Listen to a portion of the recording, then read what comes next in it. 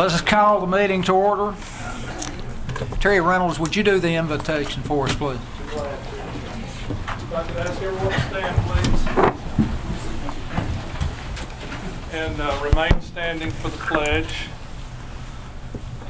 Father in heaven, we give you thanks for your blessings on us. It's very cold outside, and we're comfortably inside a warm and dry and well-lit place. We thank you for the opportunity to gather here, be present with your people as they are attending to the business of the citizens of Fort Oglethorpe. Pray your blessing on all who are here gathered, and that what we do and say and think would be glorifying to your name. And we entrust it to you with gratitude for Christ's sake. Amen.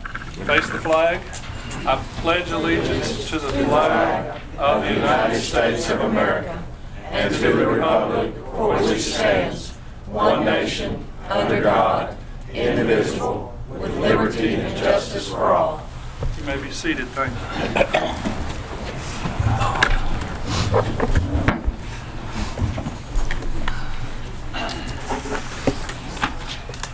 First of all, I'd like to welcome everybody here. It is beginning to warm up in here a little bit, so it was like a meat cooler when we first walked in. First item on the agenda, proposed approval of the council minutes of the January 13th. If members of council would have an opportunity to look at that, is there a motion to approve? I'll make a motion. Have a motion by Mr. Crawford. Is there a second? Second. Second by Mr. Smith. Any further discussion?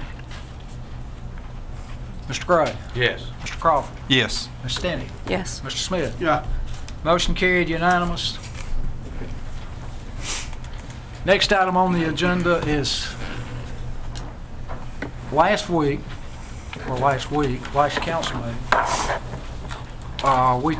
the charter reads, and section 2.33, Mayor Pro Tem, it says by a majority vote on the first meeting in January of each year, City Council shall, it doesn't say you can or you might, it says you shall, elect a council member to serve as Mayor Pro Tem during the absence or physical or mental disability of the mayor for any cause, the Mayor Pro Tem, or in the Mayor Pro Tem's absence or disability for any reason, any one of the council members chosen by a majority vote of the City Council shall be clothed with all the rights and privileges of the mayor and shall perform the duties of the mayor, of the office of the mayor, as so long as such absence or disability shall continue. Any such absence or disability shall be declared by majority vote of all council members. The Mayor Pro Tem or selected council member shall sign all contracts and ordinances in which the mayor has a disqualifying financial interest as provided in section 2.14. So we must, it says we shall select a Mayor Pro Tem. We should have done it last council meeting, but we didn't. So is there a motion to nominate a member of this council to be Mayor Pro Tem? I'll make a motion to nominate Earl. Got a nomination for Mr. Gray. I have a question, Mr. Mayor. Mr. Gray. I don't think we can vote on anything that's not on this agenda. It's not on this agenda. I think if the charter says you shall, it means you shall. And that's my opinion as the mayor. So, because it doesn't say you might or you could or you may be, it says you shall. S-H-A-L-L means you shall do so. Mr. Stoltz. Mr. Mayor, as you'll remember, last meeting we did vote on Mayor Pro Tem. We don't got one. Well, I mean, Councilman Smith was voted on by a majority. He immediately resigned. But basically, he was elected. But he has chose to resign, and you can't force somebody to do something. No, sir, you can't force someone to do something, but each of the council members took an oath to uphold the charter. So I don't think that You know, it's Councilman Smith's choice to resign. I understand that. But we did elect a mayor pro tem. May I say something, Mr. Mayor? Yes, sir. The point of that, Robin, like I told everybody here, my wife has cancer. I'm going to be going back and forth constantly to Vanderbilt. And I cannot promise that I'd be here every time, and I don't think that's right. And that's why I think we need somebody else that can be here if needed. I can't promise I'll be here if needed. And I totally understand, Councilman Smith, and that has no reflection on your abilities in any way, shape, form, or fashion. I just answering the legal question. Well, now, and let's clarify your legal answer. Are you telling us we elected one, but he said he cannot and will not serve, so we've elected one, but we still don't have one? Am I correct? Factually, that's correct. So we must proceed on without a mayor pro tem? Until you put it back on the agenda. I'm of the opinion that you can't proceed to elect one tonight. We set precedent, and if you'll check the minutes from previous meetings, it has never been on the agenda prior to. It's always been during mayor comments that we selected a mayor pro tem. So if you'll... Yes, sir, and we did, if you'll remember. We selected that during mayor pro tem, or during council or mayor comments. Yes, sir, at the first meeting. Yes, we did. And we did it this year. No, we did it off the agenda this time. Well, one way or the other, we did it. So we're going to continue. What happens if there's nobody here to sign a contract? What happens is one of the board, and it's clearly shown there, that one of the board, that the council has a meeting and they elect one We've done to that. serve as the presiding officer in the absence of the mayor and absence of the mayor pro tem. So we'll continue that for 12 months. If I- Mr. Smith cannot fulfill that role. And he said he will not and shall not do so. My recommendation would be to put it back on the agenda, and then y'all can decide who you want to be mayor pro tem. If Councilman Smith says that he's already resigned, so he's not mayor pro tem. So just put it back on the agenda and bring it up at the next meeting. I think it's the proper way to do it, the legal way to do it. We'll continue on. Even though we've set precedent in years past, precedent doesn't fulfill the... Well, I wasn't always the city attorney. You've been city attorney during my tenure. Yes, sir, I have in And I've been your here tenure. this 5 Yes, sir. years. Yes, sir. So for And- 5 years you have been.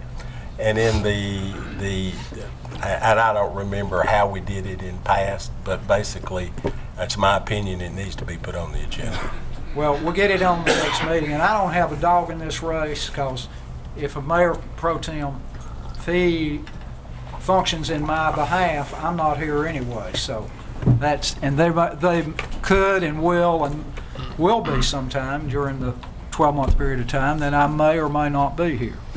Okay, so we've settled that. It will be on the agenda. Mr. Goulart, Yes, sir. will you make sure that it is on the agenda in the next city council meeting? I will. Okay, so that's a matter of record. It shall be on there the next council meeting. Okay. It shall be on there. Okay, we've taken care of that. On communications from the mayor.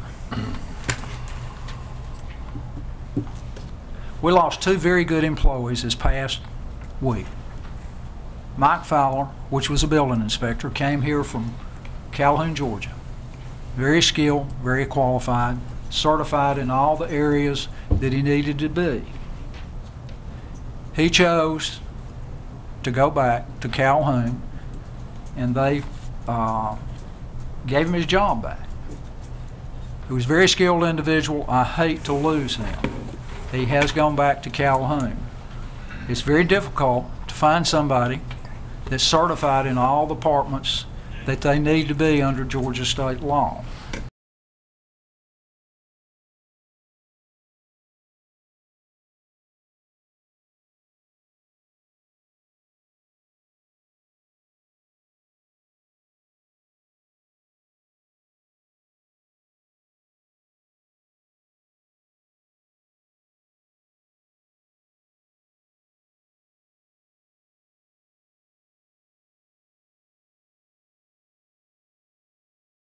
We also lost the deputy chief, Jackie Holder. He's a fantastic police officer. He served in the absence of the chief, very skilled individual. He'd been here for a lot of years. He chose to retire 1 year before his full retirement time. He's a fantastic individual. We hope him the best. I hope him the best. So Jackie Hollander, so we lost two very good people in the last week. The ARC grant that we received for $3 million will be on the TPO meeting in March. Spoke with Betsy today. It will be on that agenda. Then the meeting will be set up, and I talked to Julie Meadows also, with GDOT, and GDOT will be handling the contracts, and that grant, that $3 million grant, will change the face of this city forever. It will take that 0.8 of a mile and turn it into a showpiece. And now sometimes if you drive down through there, as old as it is, and with the lack of what's going on down there, is sometimes you get the idea there's no reason for a tourist to stop. And we need to do something as a city to make sure that we want people to come to our city, especially tourists that want to spend money. That stretch of road, when that project is complete, will help along those lines. We have done something. We have 21 flags of the 21 states that fought in the Battle of Chickamauga. They're at the interchange of Battlefield Parkway and Lafayette Road as you come into the city. In our budget for 2014, we have about approximately $7,000 to buy a cannon. Dwight Parrish makes these cannons, and doggone it, they look real. To enclose in a fenced area, and there's a parking area as you come in that section of town, for citizens that come down the road. And we need to do something to make kids talk to their parents and say, slam on the brakes, let's stop and look. And there is some plaques and things that are up there that will tell people what went on in the city of Fort Oglethorpe in 1863 in that period of time. I did not realize until the 150th anniversary that there was 21 states that fought in the Battle of Chickamauga. Wisconsin, I could not comprehend somebody from Wisconsin fighting in the Battle of Chickamauga, but they did. So we all learned something in that period of time.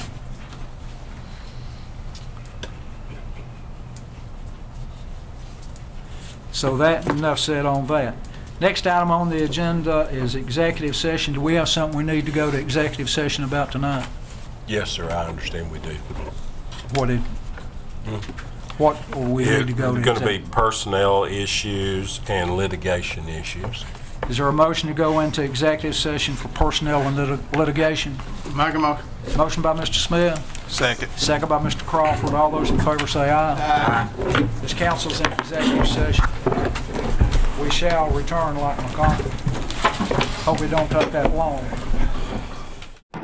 Is there a motion to come out of executive session? Make a motion. Second. Motion by Mr. Gray, second by Mr. Dent. All those in favor say aye. Aye. Out of executive session, we discussed personnel and legal matters in executive session. So, next item on the agenda, zoning matters, nothing. Next item on the agenda, first reading, ordinance number 2014-01. Mr. Stoltz. Mr. Goulart's going to start doing that. This is ordinance number 2014-01, amendment to Fort Oglethorpe, Georgia Code of Ordinances, Part 2, Chapter 2.4, subsection 8. Whereas it is hereby ordained by the governing authority of the city of Fort Oglethorpe that Fort Oglethorpe, Georgia Code of Ordinances, Part 2, Chapter 2.4, subsection 8 is hereby amended as follows. The current code section contains the departments of Public Works, Streets, Water, and Sewer. That was combined some time ago, a few months ago. The new section will be only Water and Sewer. And that's the first reading of that ordinance. Next item, ordinance 2014-02. Mr. Goulart. This is ordinance number 2014-02, amendment to Fort Oglethorpe, Georgia Code of Ordinances, Part 2, Chapter 2.7, or I'm sorry, Chapter 2.4, subsection 7. Whereas hereby ordained by the governing authority of the city of Fort Oglethorpe that Fort Oglethorpe, Georgia Code of Ordinances, Part 2, Chapter 2.4, subsection 7 is hereby amended as follows. This was the companion ordinance that was amended a few months ago, creating a separate Department of Parks and Recreation. The new code section, or the new section, will be a Department of Streets, Parks, and Recreation. And that's the first reading on that ordinance. Thank you, Mr. Goulart. Next item, first reading ordinance 2014-03, amendment to the City of Fort Oglethorpe Charter. That's correct. I believe this is the one that you requested that we place on for the first reading. It's ordinance number 2014-3, City of Fort Oglethorpe Charter Amendments. This pertains to the charter that was drafted by the Charter Revision Committee that was appointed by the mayor and council of this city.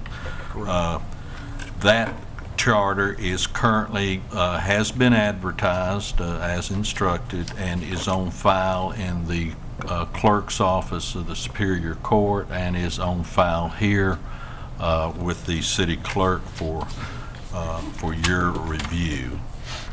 And that is the first. The second reading will have to be voted on at the next meeting. I thought this is the first reading on this.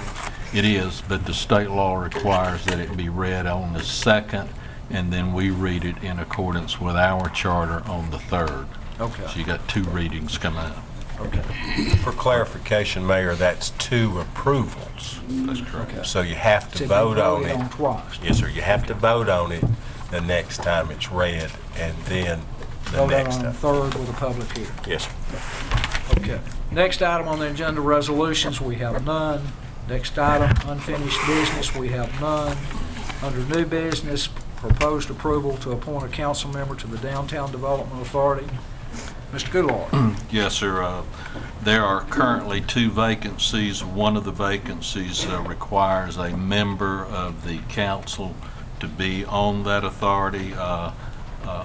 Council member Paula Stinnett has expressed an interest, has attended, and I would recommend that she be placed on there as our representative of the council. Is there a motion to approve? Make a motion. Motion by Mr. Smith, Second. second by Mr. Gray. Mr. Gray. Yes. Mr. Crawford. Yes. Ms. Stinton. Yes, Mr. Smith. Yeah. You are now appointed. thank you. You'll do a good job. Thank you, sir. Mr. Goulart, you still got the floor. Okay, the second item is there is another vacancy on the Downtown Development Authority. There has been an applicant who completed the survey. His name is Bill Williams. I would recommend his appointment to that board. Is there a motion to appoint Mr. Williams? Make a motion. Motion by Ms. Stinson, Second. second by Mr. Crawford. Any further discussion? Mr. Gray? Yes. Mr. Crawford? Yes. Ms. Stanton? Yes. Mr. Smith? Yeah. Motion carried unanimous. Next item, the proposed approval to appoint a member of the Downtown Development Authority, city manager. Okay, that was number 2. It's number Oh, okay. 3 is the, you are a member of, you represent the city to attend the TPO meetings, and I'm recommending that in addition to you, that council member Greg Crawford likewise be appointed as our representative. Is there a motion? Make a motion. Second. Motion by Mr. Smith, second by Ms. Stanton. Any further discussion? Mr. Crawford? Yes. Mr. Gray? Yes. Ms. Stanton? Yes. Mr. Smith? Yeah. Motion carried unanimous. You will do a good job on that also. You will enjoy it. Next item on the agenda, proposed approval to appoint we just did that. Proposed approval to reappoint 3 members to the Planning and Zoning Commission. Mr. Chairman. Who are the recommendations? He's here.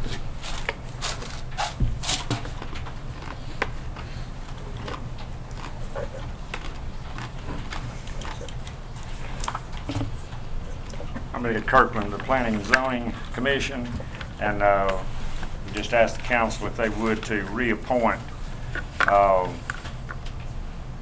Justin Hunt, Vicky Carpenter, and Ben Bowen is listed as an alternate, and we'd ask for him to be placed on the Planning and Zoning Commission in place of Bob Sargent, who hasn't attended a meeting in probably 2 to 3 years. If it's agreeable with this council, we'll take a motion to appoint those 3 as a group, if that's agreeable with this council. Is there a motion?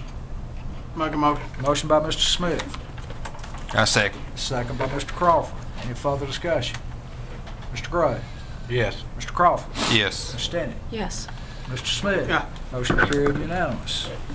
Thank you, that's done. Next item on the agenda is to propose approval to add Martin Luther King holiday, and that's for next year, as a city holiday for city employees for the city of Fort Oglethorpe, one of the few places around that does not have that. Is there a motion? Make a motion. Motion by Mr. Crawford. Is there a second? Second by Mr. Gray. Is that okay? Yes, sir. Okay. Any further discussion? Mr. Crawford? Yes. Mr. Gray? Yes. Ms. Stanton? Yes. Mr. Smith? Motion carried unanimous.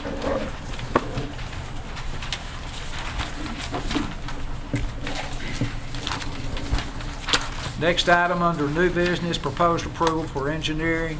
Mr. Parker.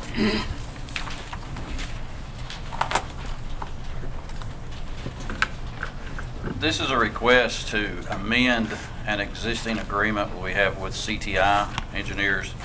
Last September, we entered into an agreement with CTI for them to do the engineering on approximately 1,200 feet of sanitary sewer line.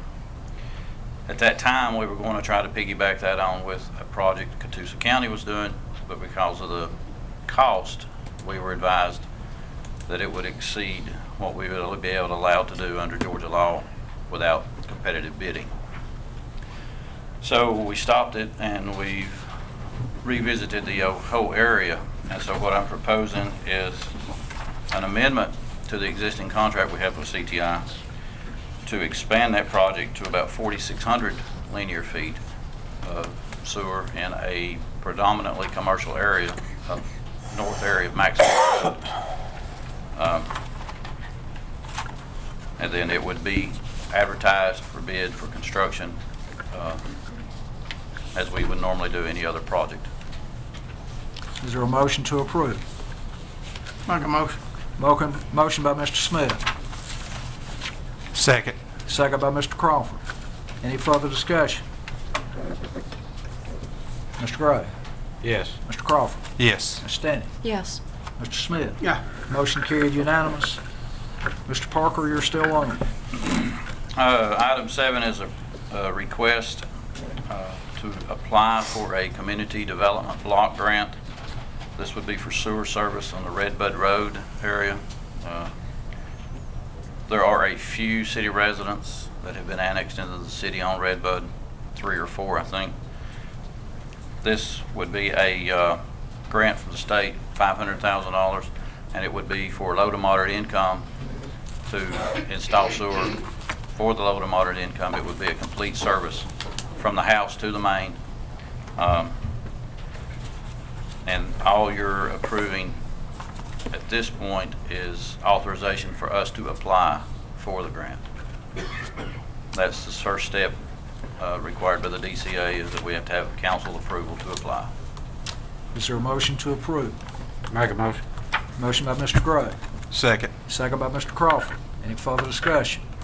Ms. Dennett? Yes. Mr. Smith? Oh, yeah. Mr. Gray? Yes. Mr. Crawford? Yes. Motion carried unanimous. Thank you. Next item on the agenda, approval for carpet replacement. Mr. Long. Thank you, Mayor and Council. This is to replace carpet back in the DFAX wing of the City Hall here. We've received 2 quotes. They were submitted by End of the Row Carpet and then Tyndall and Son Carpet.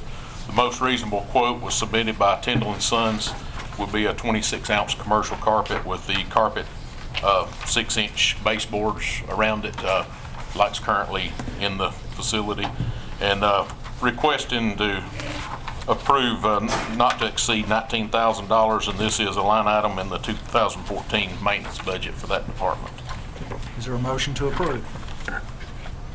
Make a motion. Motion by Mr. Crawford. Is there a second? Second. Second by Mr. Smith. Any further discussion? Mr. Gray? Yes. Mr. Crawford? Yes. Ms. Stanton? Yes. Mr. Smith? Yeah. Motion carried unanimous. Next item on the agenda, proposed approval to approve an architect contract for the provision at Gilbert Stevenson Park. Yes, this is for the pavilion that burnt back in, I think, toward the end of November. The insurance money has come into the city, and have a proposal from Billingsley Architect for this for $8,400. This is the company that designed and built the maintenance shop, and request for approval for that. Is there a motion to approve? Make a motion. Motion by Mr. Crawford. Second. Second by Ms. Stanton. Any further discussion? Mr. Gray? Yes. Mr. Crawford? Yes. Ms. Stanton? Yes. Mr. Smith? Yeah. Motion carried unanimous. Thank you. Next item on the agenda, City Manager's Report. Mr. Goulart. Okay. I have just a couple of things. Of course, the council's been apprised of it, but for the public, wanted the public to know that we have, or I have, rehired former police chief David Eubanks and former public works director Jeff Long back to their old position. As it relates to some of the things that are going on now, as you may recall, at the last meeting, we tabled the acquisition of a water heater, and I think the amount was $7,500, so as to get some input from some other individuals who were experienced in the plumbing business. And fortunately, Council Member Craig Crawford took the time to meet me back there, and he assessed the situation, and as a result of his input, the city will probably save at least $5,000 on that. So that's a tremendous savings, and Craig, I really appreciate your input and the work you've done on that. So the next thing,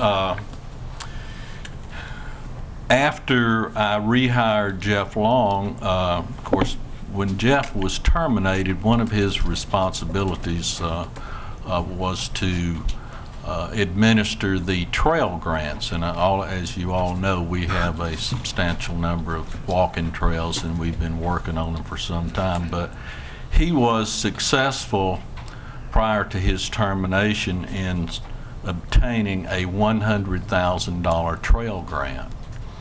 And anytime you get grants, there's a lot of paperwork that has to be completed and turned in on a certain time schedule, and for whatever reason that was not done, and we lost the $100,000 trail grant that we had previously secured to accommodate the T grant or award that we got for Battlefield Parkway and the Lyndhurst grant that we got for the canoe launch.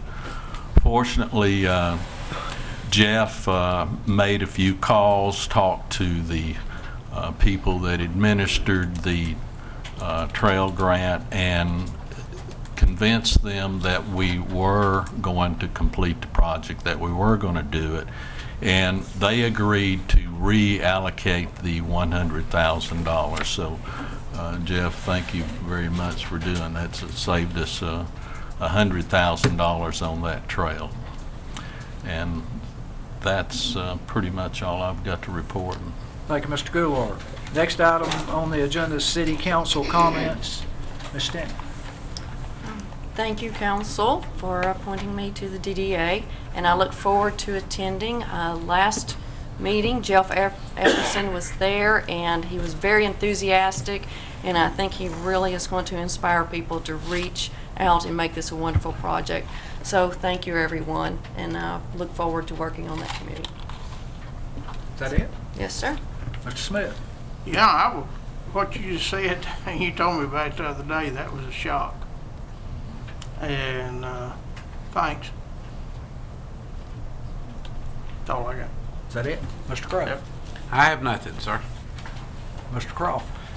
Yeah, I just like to say, I know, which Mr. Stoltz told us, mentioned to me today about Gene Lowry and his cancer, and it's not a very good situation. And cancer is something that's it influences everybody.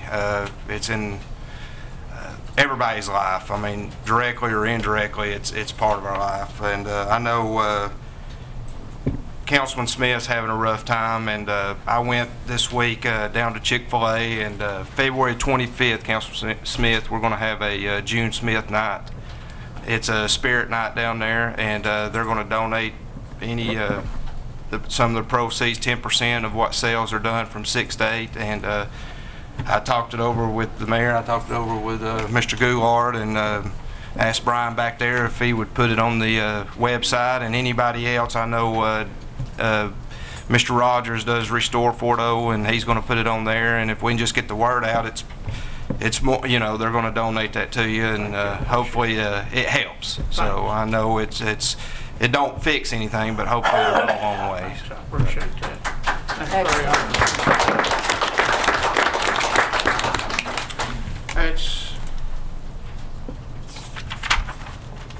So we know where we'll be Thursday night. That's right. Right. That's right. Very unbelievable. Thank you. Anything further, Mr. Croft? No, that's it. Or just where you gonna buy lunch when you take me down to that TPO board? Do what? I'd have to get a 90-day note to do it. Anything further?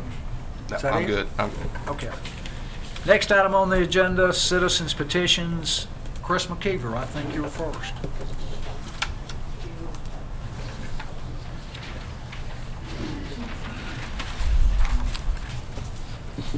I'm Chris McKeever, the director of the 6th Cavalry Museum and the staff person for Fort Oglethorpe Tourism. And with the great community outpouring that we got in November for the election, several different groups have talked about putting together a volunteer fair so that people that want to help with the rec association or the museum or do clean up the streets, whatever, that we have an opportunity to gather everyone together, let them know what's going on, how do I sign up, how do I get involved.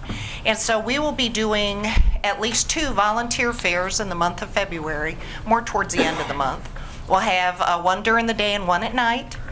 And so we are asking any organizations that want to be included in the volunteer fair to call me at the museum, 861-2860.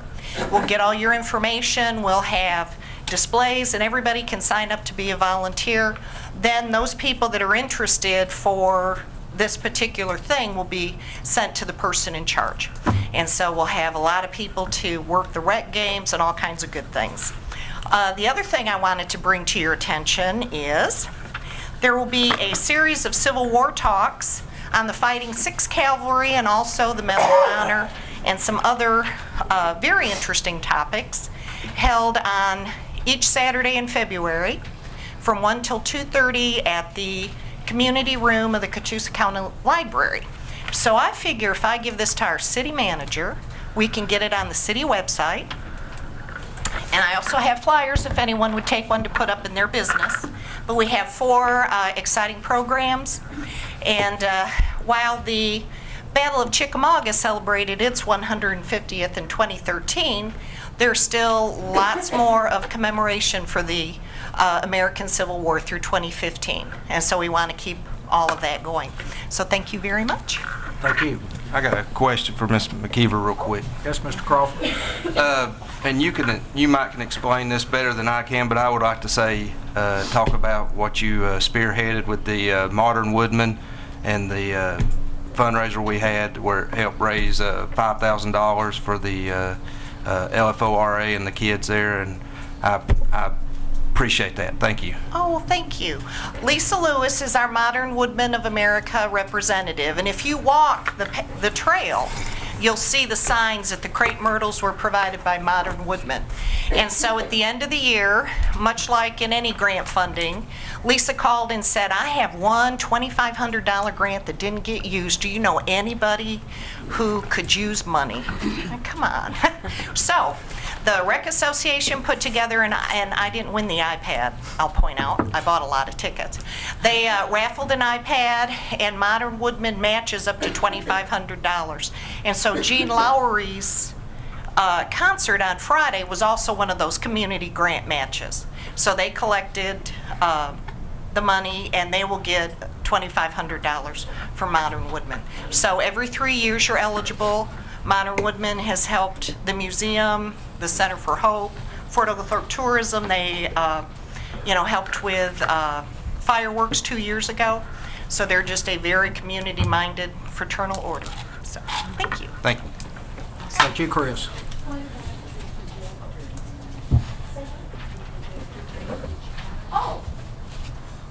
Share. Come on, share. And on Friday, when I went to the post office, the Walmart Foundation has sent the Tourism Association a $5,000 foundation grant to buy the outdoor projector and the inflatable screen. And Steve Crow has swore to me that he knows what we need to buy, because I have no clue. They had better figure it out. So we will be doing the outdoor movies, and it'll be housed at the museum. So if your rec association wants to do a movie or anything like that, you can borrow it. You can borrow it from the museum, but their intent is to do the summer outdoor movies. So we're very happy to have that also. Thank you. Awesome. Also under citizens petitions, Arlene Walker, and she has 3 items that she's going to discuss.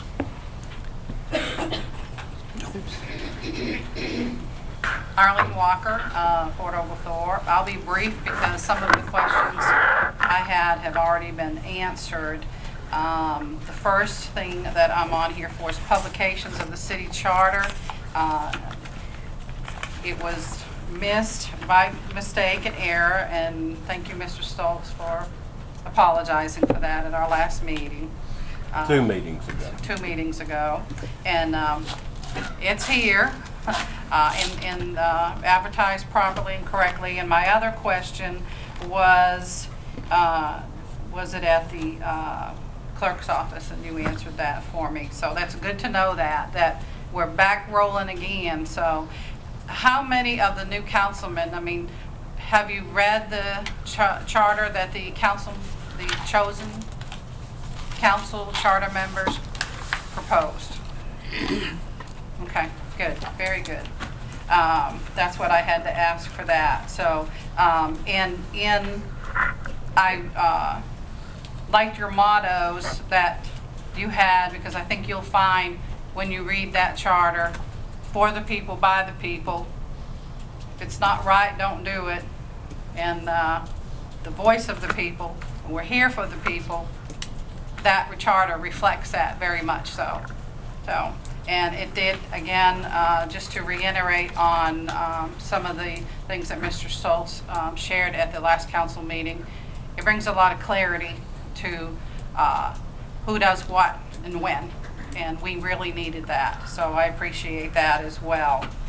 Moving on to the city charter, I just wanted to ask again that we really look at that charter and consider the OCGA, and know when you're looking at the OCGA laws, the official code of Georgia Annotated, that it correlates exactly with that and goes right along with it. And we did that. Council questions I had, my concerns that I have are one of the readings we actually have tonight. Most of you know that I am a policies and procedures person. I deal a lot with black and white, with documents and such, and I have much concern for the liability we've placed on the city in the order in which we have done things. We have on our readings tonight, we have a reading on here to change positions and add positions. We've already hired this person back, and according to HR and workman's comp situation, everything's in laws, does that not in fact put our city at risk for liability?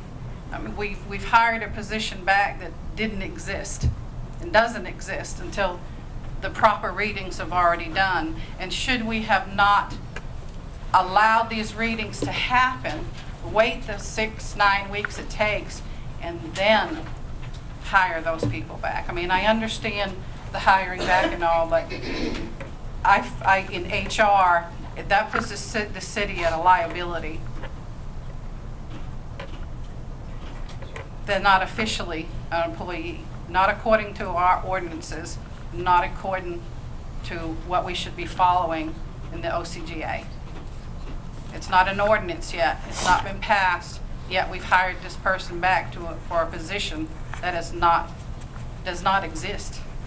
And do we not need to post it as a position? Do we not need to go through the proper protocol with human resources and interview persons for that position before we just hire someone back? Can anybody answer those questions for me?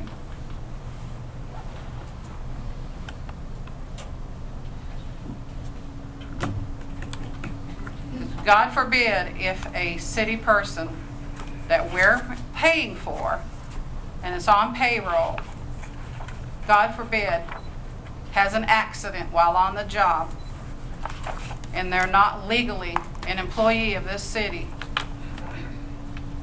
is in a huge hurt locker, and the citizens are going to pay for it.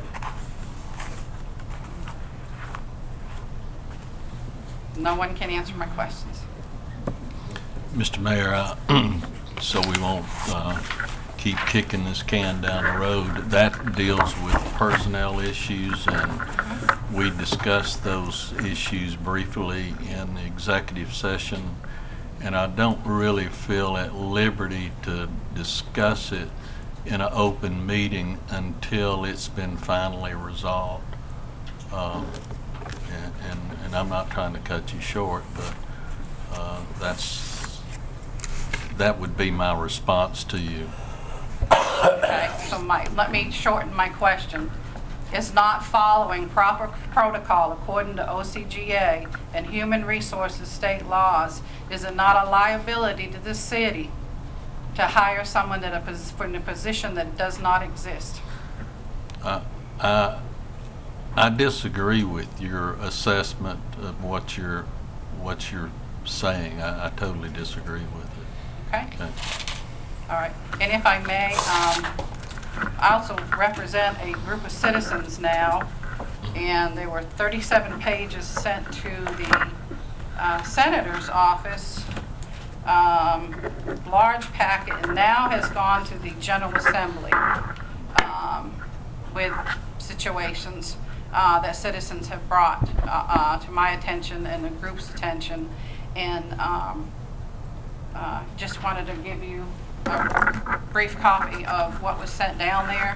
More copies will be coming. And if I can skip back to the charter, Senator Mullis's charter on the 14th of this month, on the second reading in the Senate, that the House died because it was not filed properly. And that's all I have. Thank you. Thank you. Thank you.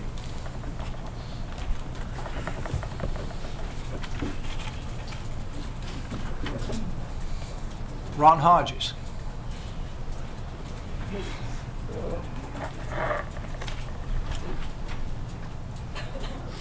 I'm walking a lot better. How's your back? I'm doing real good. How we doing? Howdy. Mine is on the charter. You know, that's the only thing I really care about is this charter. I just want to point out three things on this Senator Mullis's Charter Review Committee, the charter that they've made. Have y'all read their charter? Okay. Well, there's three things that I wanted to point out for everybody, and then I'll shut up and sit down and be a good little boy for a little while. First one, who will serve on our city council? It's addressed in section 2. Excuse me, I ain't used to using these yet. I guess I'm gonna have to get used to them. Section 2.12, vacancy, filling of vacancies. Section B of that charter says a vacancy in the office of mayor or a councilman shall be filled within 60 days from the date of the vacancy for the remainder of the unexpired term by appointment of the legislative delegation consisting of the District 53 senator and representatives from House Districts 1, 2, and 3. Recommendations to the legislative delegation for filling vacancies may be offered by the Board of Ethics as defined in section 2.15 of this charter and or by the majority vote of the city council members. In other words, they get to say who's on it. A senator or a House of Representatives does not have a right to appoint who will serve in the city of Fort Oglethorpe. This should always be determined by the residents of the city, not senators, representatives, business owners, or anyone that does not live in this city. When you take and let the state legislator decide who sits on this council, we're giving away a lot in the city, and we don't need to give nothing away. Second thing, Board of Ethics. One thing I'll say before I say this, the Board of Ethics, we've got a Board of Ethics. We've got a Board of Ethics committee. This city has won an award, I think this year, as the Ethics City. We had January 14th of this past year, I think it was 14th, I could be wrong on the day, is in January, we renewed the ethics paperwork, the renewal of it, and that had just been done last year, and it should be done, y'all probably have already done it this year. In this one, section 2.14.11, Board of Ethics, appointments and qualifications and terms. The independent Board of Ethics shall consist of 14 members who are city residents or city taxpayers, and not elective officers, appointees or employees of the city, at any time during their board membership. The members of the Board of Ethics shall be selected as follows, and this is what gets me about this. One person be appointed by the mayor. 5 will be appointed by the council. The next 8, 2 of them will be appointed by House District 1, 2 will be appointed by House District 2, 2 will be appointed by House District 3, and 2 will be appointed by the senator. That gives an 8-6 in it. 8 people will be appointed by the state, 6 by the city of Fort Oglethorpe. So that gives a state complete control of our ethics committee. And the way this ethics committee is set up, there will be one that's deciding an awful lot. And so therefore, the chairman of it will be whoever the state wants to be the chairman, because you got 8-6 vote. Members will serve a term of 4 years. Members of the Board of Ethics are subject to removal for cause.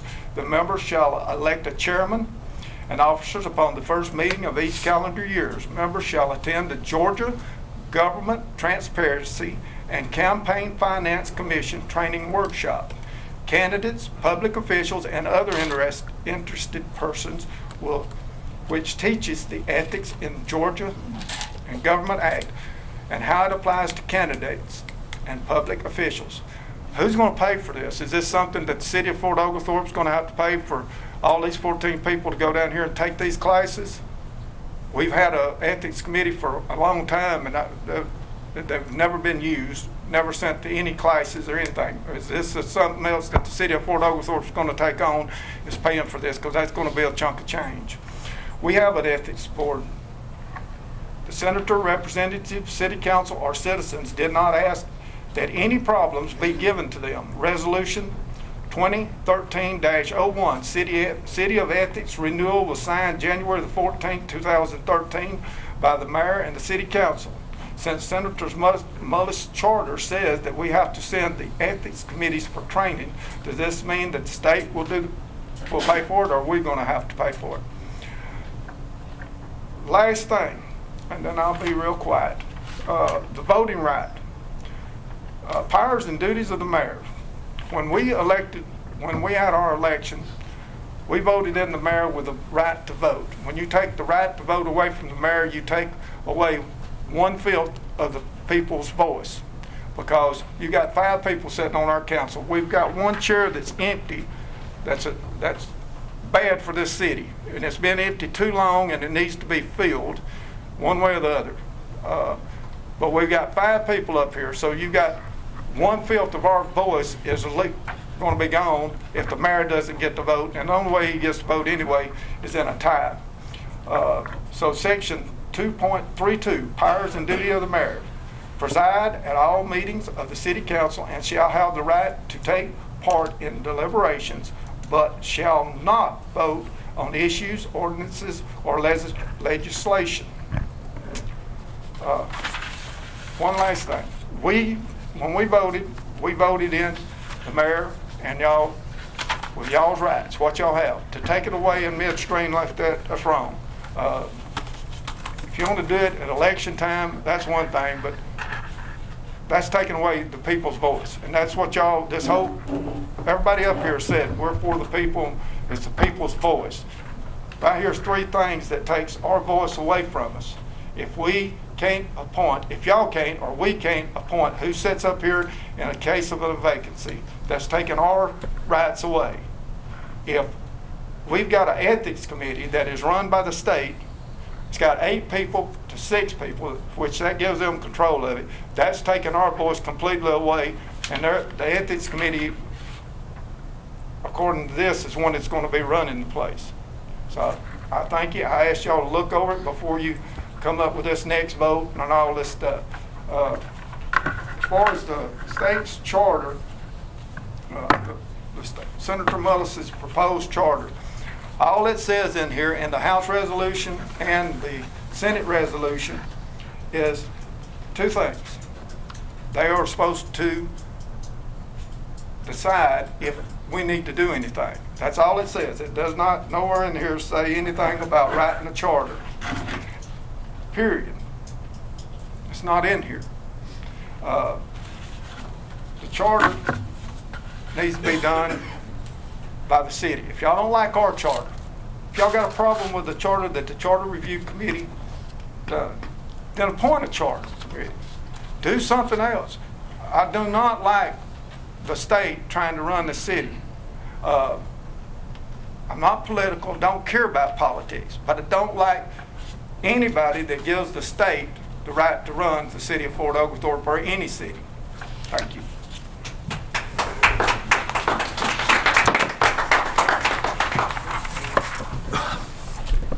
Next item on the agenda, is there a motion to adjourn? Make a motion. Second. All those in favor say aye. That means I have to like the second.